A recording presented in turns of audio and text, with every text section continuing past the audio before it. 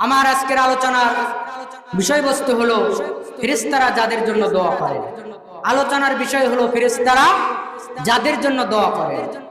কোনো আলিম নয়, কোনো তালবে ইলম নয়, কোনো মৌলভী সাহেব নয়, কোনো হুজুর নয়, কোনো মুফতি নয়, কোনো মুহাদ্দিস নয়, কোনো মুফাসসির নয়, স্বয়ং আল্লাহ কর্তৃক ফেরেশতারা যাদের জন্য দোয়া করেন। কাদের জন্য? পয়েন্ট ভিত্তিক দলিল ভিত্তিক আলোচনা করার চেষ্টা করবো ইনশাআল্লাহ। তা ফেরেশতাদের উপরে তো কেউ নাই, নাকি হুজুরই বড়? হুজুরের দোয়ার উপর ফেরেশতাদের দোয়া নাকি? এই জন্য ফেরেশতারা কাদের জন্য দোয়া করেন এই বিষয়টা আমাদের জানা দরকার এবং আমল করা দরকার। প্রথম পয়েন্ট, ফেরেশতারা আল্লাহর নির্দেশ ছাড়া কোনো কিছু করেন না, যা করেন আল্লাহর নির্দেশেই করেন। ৬৬ নম্বর সূরা ১০ নম্বর পারা ১৯ নম্বর পৃষ্ঠা সূরা তাহরিমের ৬ নম্বর আয়াত আল্লাহ রাব্বুল আলামিন বলেছেন, ইয়া আইয়ুহাল্লাযীনা আমানু কু আনফুসাকুম ওয়া আহলিকুম নারা ওয়া কুদুহান নাস ওয়াল হিজারা।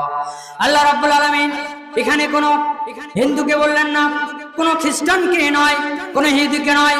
আল্লাহ রাব্বুল আলামিন যারা মুমিন সমাজের মধ্যে যারা সালাত আদায় করে, যারা মসজিদে আসে, আল্লাহকে যারা মানে, আল্লাহ তাদেরকেই বলছেন, ইয়া আইয়ুহাল্লাযীনা আমানু, ও হে ঈমানদারগণ, কু আনফুসাকুম, তুমি নিজেকে বাঁচাও, ওয়া আহলিকুম, তোমার পরিবারকে বাঁচাও, তোমার সন্তানকে বাঁচাও, স্ত্রীকে বাঁচাও, নার, জাহান্নামের আগুন থেকে, কুদুহান নাস ওয়াল হিজারা। কারণ বাঁচাতে হবে এই জন্য, এই জাহান্নামের খড়ি হবে তুমি এবং পাথর, মানুষের দ্বারা এবং পাথরের দ্বারা এই জাহান্নামকে পরিপূর্ণ করা হবে। তারপর আল্লাহ রাব্বুল আলামিন বলেন, আলাইহা মালাইকাতুন গিলাজুন শিদাদুন।